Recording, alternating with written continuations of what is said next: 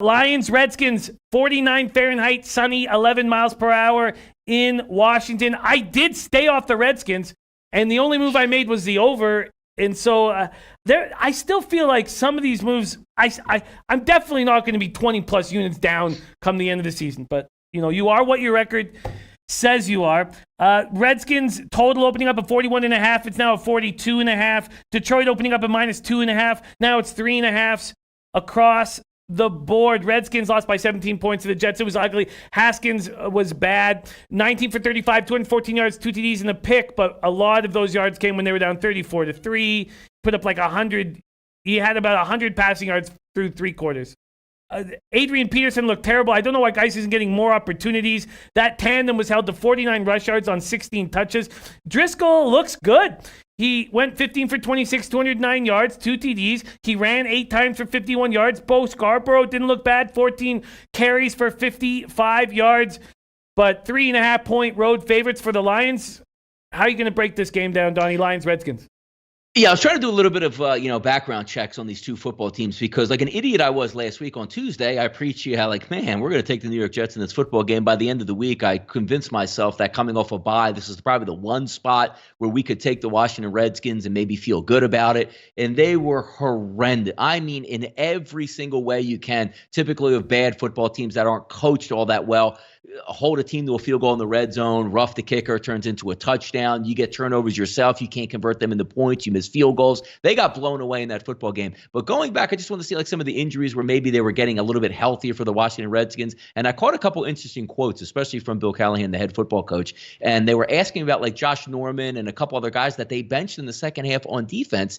And he said it wasn't as a fact of like, well, they're not playing well. He said, I wanted to get a look at some of the other guys in depth in our position in the secondaries. That was a major red flag to an organization that no longer cares about the product on the field actually winning. They've already moved on to next year and are writing their notes down to see who can play and who can't. It's a similar philosophy, Jimmy, in Major League Baseball sometimes in September where a normal closer would come in. You say, you know what, let's pull that guy out. Let's let the young kid pitch from Double-A just to see what he has because we're already out of the playoff picture. That hurts because Detroit, from what you're watching, very spirited the past couple weeks, even playing with Driscoll. He can make some plays with his feet, but when it comes down to this football game of what you trust more, Dwayne Haskins has been atrocious this year. I don't know, he played well in Buffalo and last. You know what? I think he's going to come out and play well. He was horrific again last week. I don't care how bad that Detroit defense is. You need somebody who actually can throw the football and read a defense in order to beat a defense like the Detroit Lions. I don't think they can. It's Detroit or nobody early in the week here for me, Jimmy. How did you break down the Detroit-Dallas game? Is that Driscoll can move the ball or Dallas's defense is bottom 10 in the league now? Yeah, it's kind of tough because, again, we like what Jeff Driscoll does, but when you take a look at the numbers, you say, oh, man, they put up 27 points. They only lost. They had a chance at the end of the football game. But when you look at the overall numbers, Jimmy, 121 yards on the ground, 191 in the air. So I don't expect Driscoll to come on the road here and, perform a miracle where they can all of a sudden run the football with Bo Scarborough for 150 yards and he throws for 300. It's more of saying I trust the logic of the Detroit coaching staff and what they're trying to do other than, hey, get out there, Dwayne, and let's just throw a couple passes to see what goes on. And if you're benching guys, what happens if this game again, Jimmy, gets in the second half, Detroit's up, let's just say 17-7 in the third quarter. Are they saying, all right, let's get a look at some guys at wide receiver and DBs again to see what we have next year? I can't bet a football team that looks like they've already turned the page on the season when one team is still fighting even with the backup quarterback. Yeah, and one team is still fighting. There's no doubt about that. Robert Weimer says, like the Lions, but when the money goes down on the Lions, from me, they doggy style me. He says, how can they F this one up for me this time? Yeah, I'm going to bet it, so I'm telling you to take the Skins.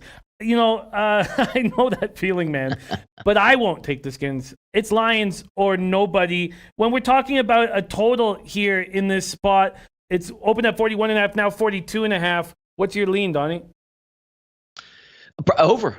Bad football teams get together. They do stupid things like fumble kickoffs and throw interceptions back the other way. Whenever I'm going to get two bad teams together, especially one defense. Look, Detroit's defense is already bad. Washington hasn't shown much, and they're benching guys in the secondary. Why can't both these? And I was actually, look, I'm trying to catch myself again this week to try to not outsmart myself the way I did last week, because I see that 19 as a team total for the Redskins against this defense and saying it has to be better. Like, they just have to be better. And I don't want to pound my fist on the table at a Haskins strip sack fumble or a stupid interception that he gives up and they quit in the second half. But I'm trying to pull myself back, Jimmy, from a team total in the Washington Redskins. But I do think the game actually goes over the total.